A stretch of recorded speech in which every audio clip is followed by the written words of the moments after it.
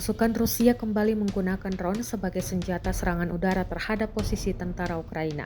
Dalam insiden terbaru, sebuah drone militer Rusia menjatuhkan granat ke arah sekelompok prajurit Ukraina, menyebabkan beberapa dari mereka mengalami luka serius. Rekaman detik-detik serangan diunggah di Telegram pada Selasa 18 Februari 2025. Granat yang dijatuhkan dari udara meledak tepat di sekitar posisi mereka, menghantam beberapa tentara yang tidak sempat menghindar. Belum ada konfirmasi resmi dari pihak Ukraina mengenai jumlah korban atau kondisi mereka saat ini.